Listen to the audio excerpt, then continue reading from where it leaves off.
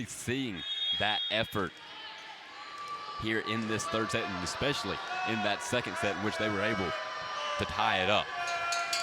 Reed with the serve. Powers near side. Now Smith, but out. Point Georgia Southern. Going back to the culture for James Madison, this is a team that lost nearly their whole front row after graduating players like Sophie Davis, their setter, and Caroline Dozier. So this is a whole new team that's had to get acclimated to the culture, but Coach Steinbrecher said it's been no problem from a culture standpoint. Bree Reed right there with the kill to bring it within one here in set 3. And you see the culture of this James Madison team. Each player, the way they carry themselves, not only when they're on the court, but when they're on the bench as well. Smith with the serve. Lydia Seymour reaches way up there for that swing. Gray this time. Joust at the net, and Lydia Seymour gets the kill. Really nice job by setter Kirsten Barrett. That was a tight pass, so she had to turn her chest towards the net to bring that ball a few feet off the net to give Jillian Gray a chance to score. And Lydia Seymour making James Madison pay for that overpass. Her 7th kill on the evening. Big swing there from Cockrell. Point Dukes.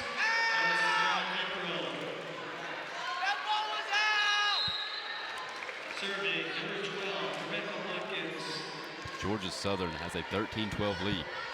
This is a huge swing by Savannah Cockrell on that outside pin. Great decision by Watkins to run her even on the outside. Barrett tries the misdirection, too strong. Tied now in set 3. Georgia Southern a little too high error in this set, whether it's from the service line or from an attacking standpoint.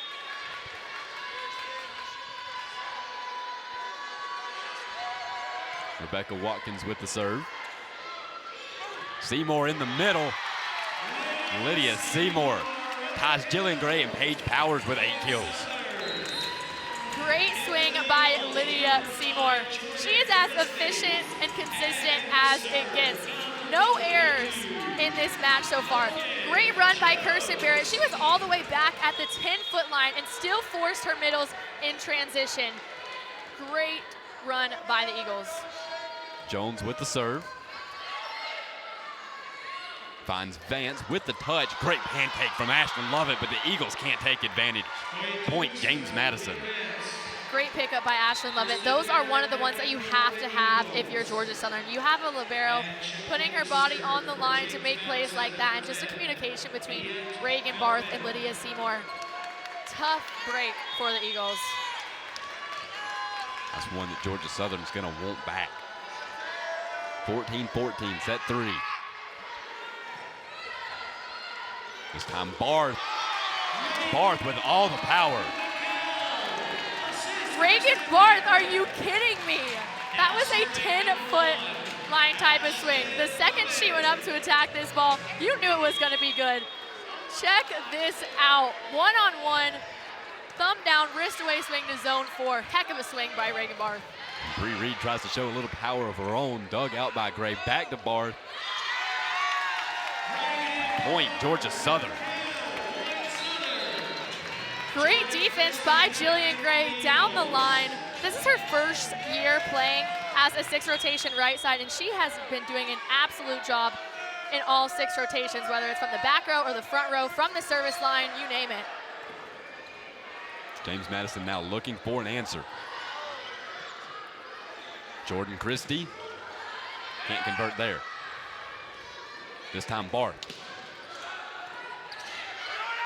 James Madison looks for Cockrell, can't get it. Point James Madison after the pickup. Once again, the rotation for Georgia Southern, where there was no traditional setter on the court. Jillian Gray was a little too tight on that set, trying to set that ball way too close to the net. McNeely now serves for the Dukes. Barrett finds Sale. Maggie Sale showing some power from the near side as well.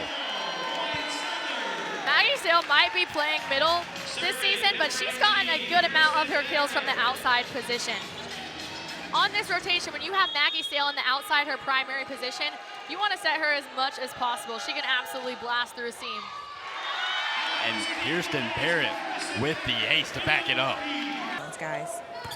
Thanks, Rochelle. And really, you look at the guys that Georgia Southern has on the floor right now. Even Colin Cool has taken and made a couple of threes this season, but everybody's a threat from beyond the arc, especially Holloman and Douglas.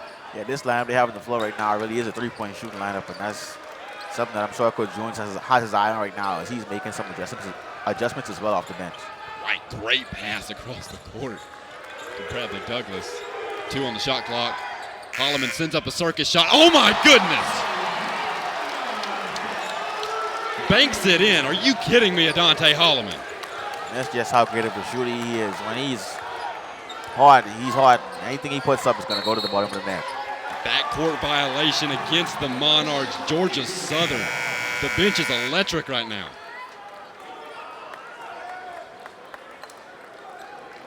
See, now look at that blank shot from Holloman off one leg almost, and just gives a message to the Old Dominion bench as well. He's not afraid to throw it up from anywhere on the court. And it's got a chance. Holloman, his first 3 of the game. Georgia Southern up 17-6 early. Douglas tries to find Cool on the roll. Ball still alive, taken away by Diggs. Johnson gets into the post. Donovan Raymond with the hook shot. Fouled by Cool. Excuse me. Offensive foul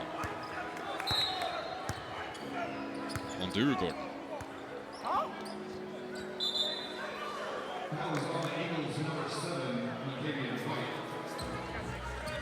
Correction again. Foul on Nicavian White for Georgia Southern. A little miscommunication right there.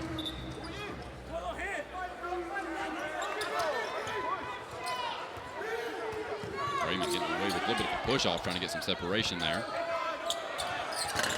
Can't knock it down. Braylon Thomas now in the game for Georgia Southern. He gets the rebound. You also see Dante Horn. Hasn't seen a lot of playing time here in recent games. It was a big part of the Eagles' early season success. Douglas.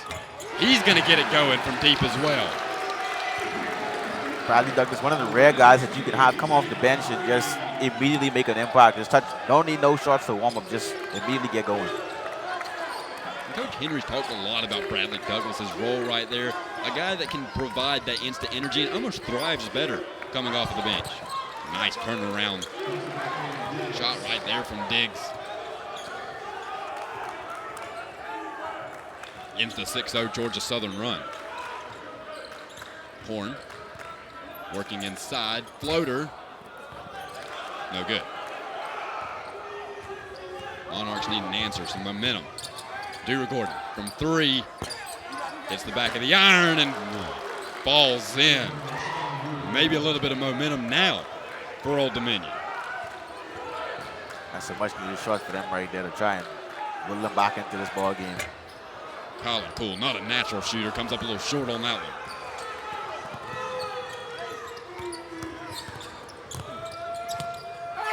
Dura Gordon tries to get to the rim, fouled on the way up, but Georgia Southern up 20-11 early and really shooting it well from beyond the arc. Yeah, they've been hitting the ball, hitting shots really consistently so far. You saw Eugene Brown started off, and then see Bradley Douglas dicing one up right here. Instant offense coming off the bench for 3. Welcome back. 9-1-2 hitters due up for Georgia Southern. Madison Humber, Kayla Christensen, and Emma Davis here in the bottom of the 3rd. Strike 1 there from Stevens. Stevens so far 2 innings pitched, no hits, 2 walks.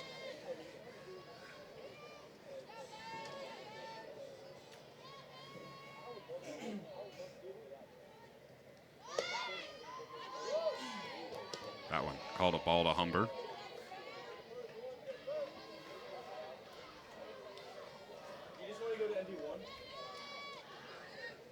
Humber has really taken over that left field position in this 9-hole in the Georgia Southern lineup. That one ends up in the Georgia State dugout. I mean, they cannot catch a break, it seems. That might be the worst place to be right now. Just, that's what, 3 or 4 that we've seen end up in there throughout the course of the afternoon? 2 alone in just the last 2 innings? Bring your hard hats, that's all I got to say.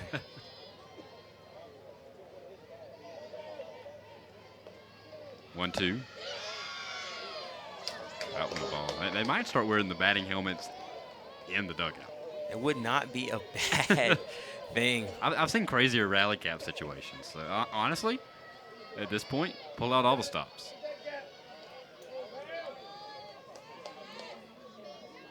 Two. Humber stays alive.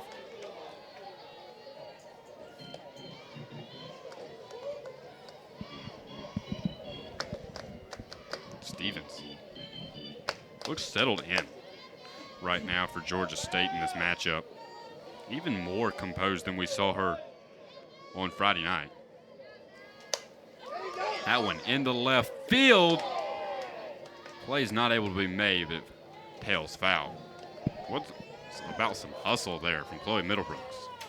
And that's just, you just mentioned it, amazing hustle. The fact that she was able to even get there and get that glove out, and it just didn't fall that way. But, I mean, just going back to Stevens, you know she's going to want to exact revenge, especially after that first game where she didn't pitch bad.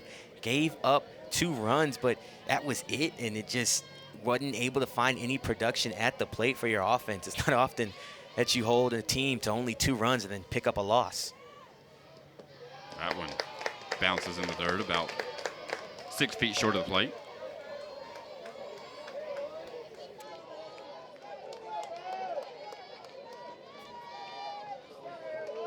Full count now to Humber. Payoff from Stevens. That one popped up into shallow left. It's down. Humber will try to take 2. And she will. A stand-up double from Madison Humber to start off this 3rd. And oddly enough, it looked like that left side of the infield, including Middlebrooks, were kind of committed a lot shallower. So when that ball popped up right behind them, it were taken off guard. And that's just the perfect place to put it if you're going to pop it up like that. And, of course, Humber, with her speed, is going to take that second bag as well. And that one just kind of popped up. Middlebrooks had so much momentum that she couldn't slow down to get to it. Ended up running past the ball, and that's when Humber was able to take 2. And then the spin off that ball dove immediately left. Christensen shows bunt. Takes ball 1. You watch that entire infield really at the corners crash down in Rayner and Mumpfield. I know the scout of these Sharon Perkins coach teams, they're going to play small ball. That one bunted right up the middle to Stevens. Christensen retired. Humber moved 60 feet closer to 3rd.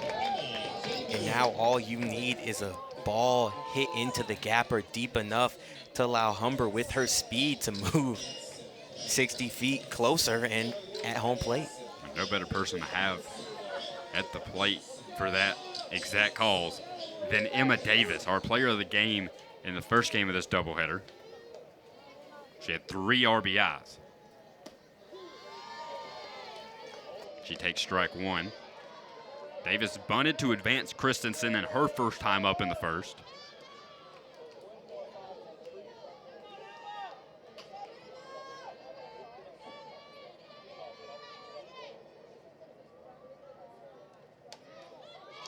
That one fouled off 0-2. Davis, a 2-time second-team all-conference selection in the outfield. And just a junior.